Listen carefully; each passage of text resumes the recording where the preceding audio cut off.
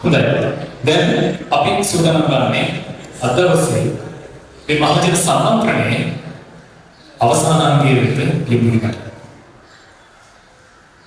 ඒ සඳහා මා ගෞරවනීය ආරාධනා කර සිටිනවා ජනරජ තරුණ පදනමේ කෘත්‍යාධිකාරී මණ්ඩල සභික සුමී හේරගේ මහතාට අද දවසේ මේ මහානි කර්තාව්‍ය සඳහා නම් අයගේ සහයෝගය සිදුවන කෘතඥතාවය පළ කරමින් ස්තුති කතා පැවැත්වීම සඳහා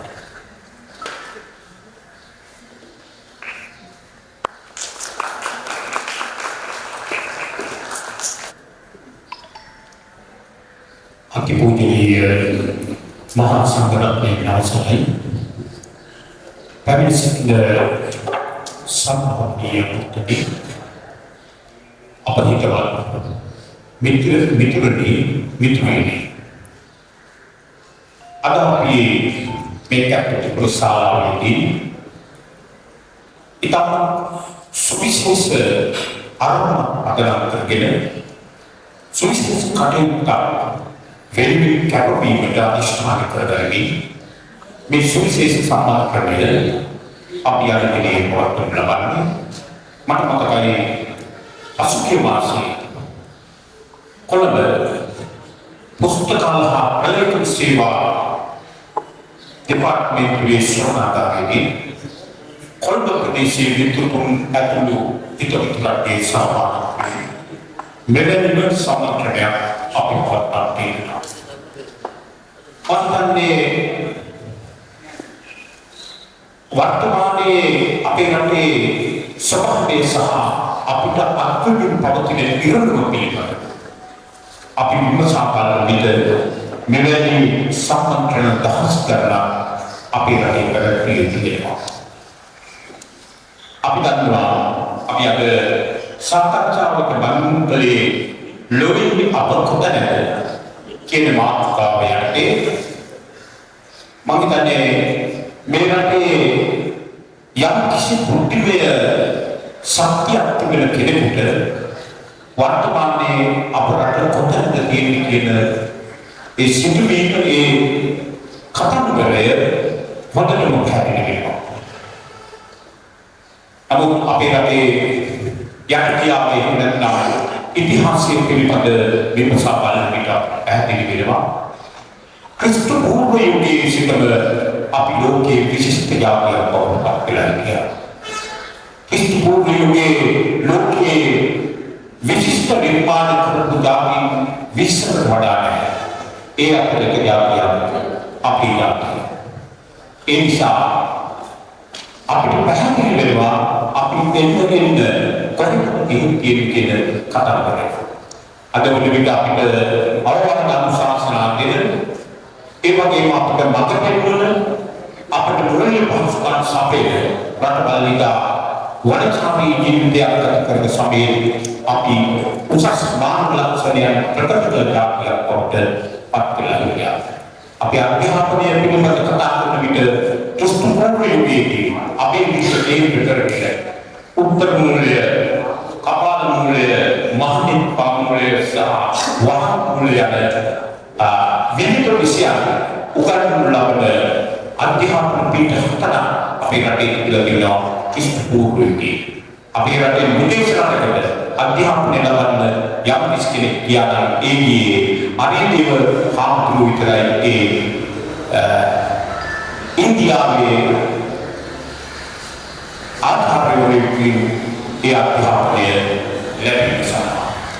නමුත් අපේ රට පර්සියාව, චීනය, ඒ වගේම අරාබිය ආදී රටවලින් සහ ඈතපුරතික රටවලින් පවා අධ්‍යාපනය ලබන්න මේ පංච මහා විශ්වවිද්‍යාල පීඨවලට ඇවිත් තිබෙන බව ඓතිහාසික සාධක වලින් අපිට පැහැදිලි. ඒ වගේම චීන මූලාශ්‍රවල සඳහන් වෙනවා චීනයේ ගිය විශාල දෙයක් කියන ඒකී ශ්‍රී ලංකාවේ ගිය නාකාවක් කියලා. ඒක සඳහන් වෙන්නේ අපේ රටේ මූලාශ්‍රවල මේ චීනයේ මූලාශ්‍රවල. ඒ වගේම මේ මෑතකදී ගොඩනැගිලි වරාය ආශ්‍රිතව සිදු කරන ලද පුරාවිද්‍යාත්මක කැණීම් වලින්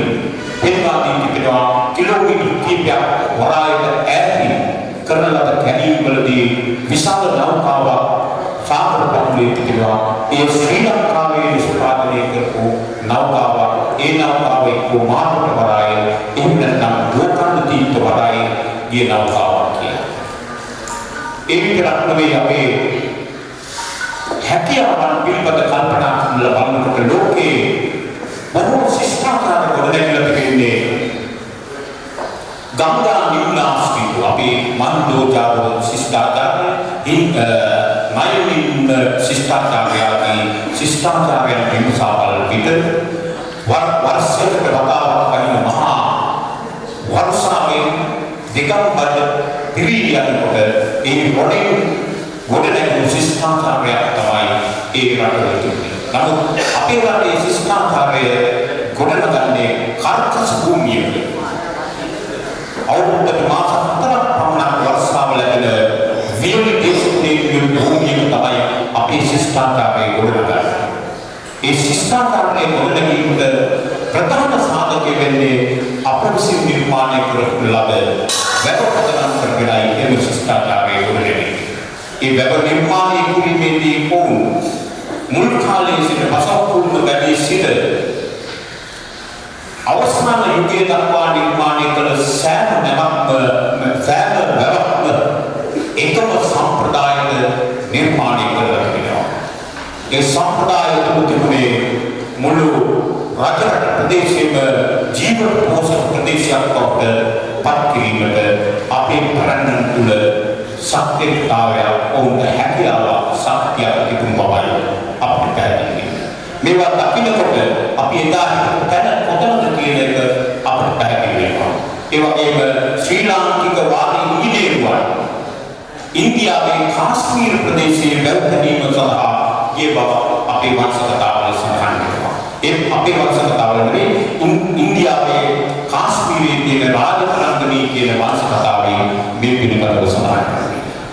මේවා බලනකොට අපි සුළුපට්ටාවක් නෙවෙයි අපි අභිමානවත් ජාතියක් බවට පත් වෙලා කියනවා. නමුත් අද වන විට අපේ සංස්කෘතිය අපේ උරුමය අපේ ජීවන රටාව සහ අපේ සිතුවිලි පවා පාලනය කිරීමට උත්සාහ කරන්නේ එදා වනචාරී ජීවිතයක් ගත කරපු අද උසස්සේ සම්මත බටහිර රටවල අපේ රට දිල ගැනීමට ගන්නා උත්සාහයක් හැටියටයි අපි කවුරු මේක දැකබලාගත යුතු ධ්‍යානයේ අවබෝධ කරගන්නවා. මේ පිළිබඳ අපි කඩදාසි වලට නැහැ. අපි ආධ්‍යාත්මික සංස්කෘතියක සිට අද වෙනකොට ඩිජිටල් සංස්කෘතියකට පරිවර්තනය වෙමින් පවතින අපේ තරුණ පරපුර. මේ ඩිජිටල් සංස්කෘතිය කාලීන වශයෙන් වැදගත්කමක් තිබුණා. අපි වඩා ගොඩනැගී යුත්තේ ආධ්‍යාත්මික සංස්කෘතිය. ඒ තුලින් තමයි අපි විශිෂ්ට ජාතියක් බවට පත් වෙන්නේ. එවැනි විශිෂ්ට ජාතියක් බවට පත් වෙන්නට බුදුරජාණන් වහන්සේ විසින් දේශනා කළ තෙවලා බුදුරජාණන් එහෙම නැත්නම් ත්‍රිපිටක ධර්ම ශාස්ත්‍රීය දැනුම අපිට බලපාලා තිබෙනවා. ඒ දැනුම තුළින් තමයි අපි ශිෂ්ට සම්පන්න ජාතියක්, සත්‍යත් රාජ්‍යයක්, එහෙම නැත්නම් ආර්ය රාජ්‍යයක් මේ රට තුළ පැවතුනේ. ඒ පිළිබඳව අපි නැවත අපි අවධානය යොමු කරන්නේ තරුණ පරපුර ඒකරාශී කර ගැනීම විශේෂයෙන්ම අවශ්‍ය වෙනවා. අද වෙනවිට තරුණයන් මේ සභාව අපි කල්පනා කරලා බලමු. මෙතන තරුණ අයගේ විරල බවක් පේන්න තියෙනවා.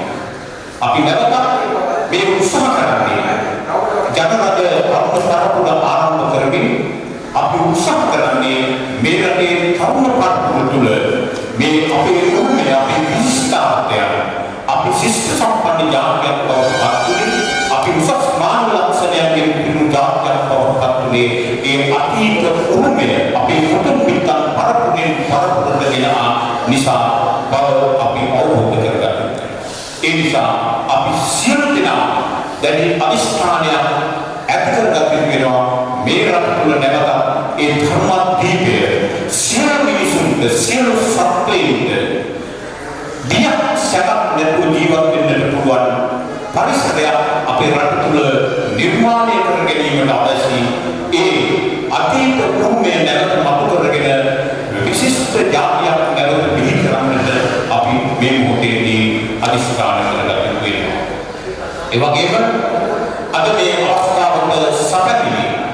මේ සියලු දෙනාම අපේ ගෞරවයේ ස්තුතිය අපි පළ කළ යුතු වෙනවා.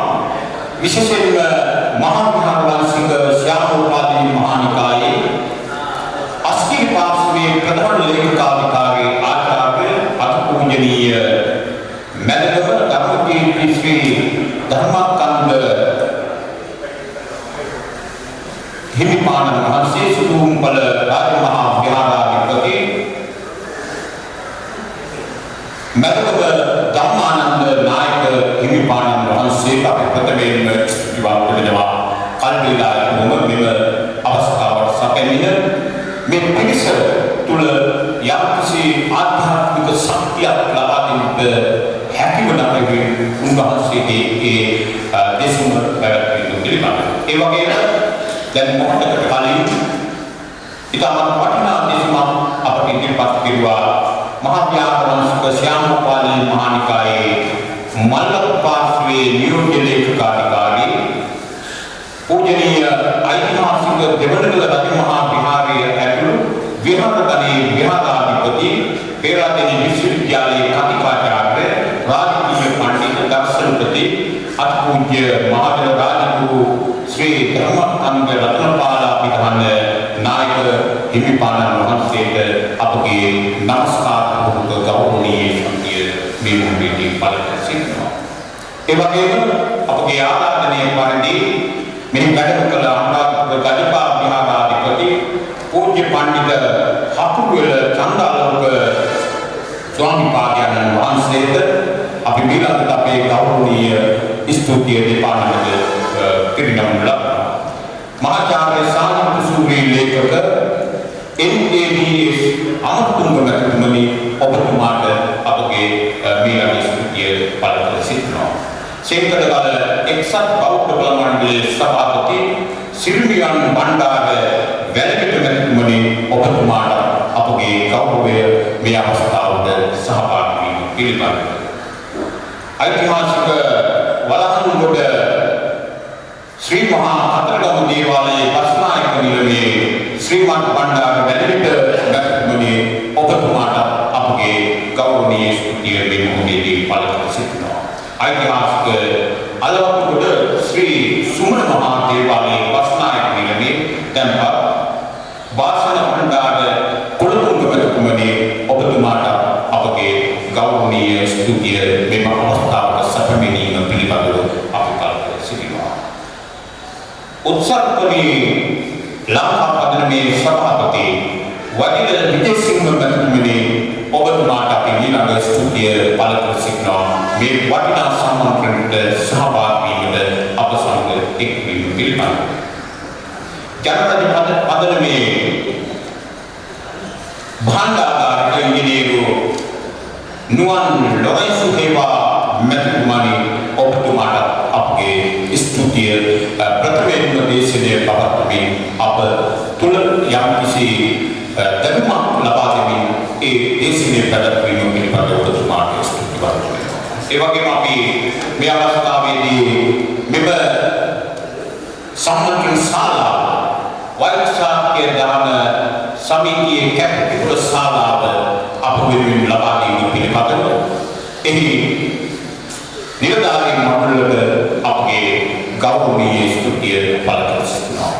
ඒ වගේම විවිධ ප්‍රදේශවලින් ගම්පහ, කොළඹ, ඒ වගේම ගම්පොළ මේ ආදී වශයෙන් විවිධ ප්‍රදේශවලින් විශේෂයෙන්ම අපේ වෛද්‍ය ධම්මික මහත්මයා මාතලේ හිල්ලා අද මේ අවස්ථාවට සහභාගී වෙනවා.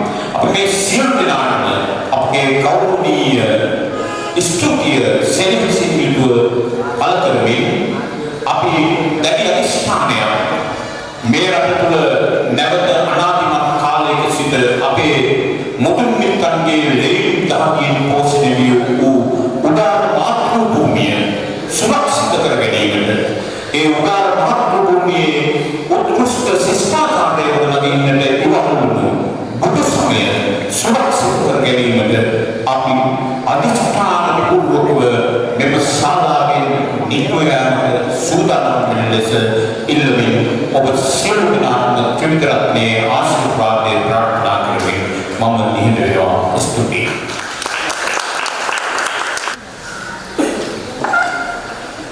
ඔව් ඒ වගේම ඔබතුමාටත් අපේ ආස්ථාවේදී බෙහෙවින්ම ස්තුතිවන්ත වෙනවා. ජනගත තරුණ පවරන නැවුම් ජාතික දේශපාලන ව්‍යාපාරය. මේ සඳහා ඔබගේ අදහස් අපිට ලබා ගැනීම අත්‍යවශ්‍යයි. එදින අපි අපිට චිත්තයක් ලබා දෙන්න තිබෙනවා.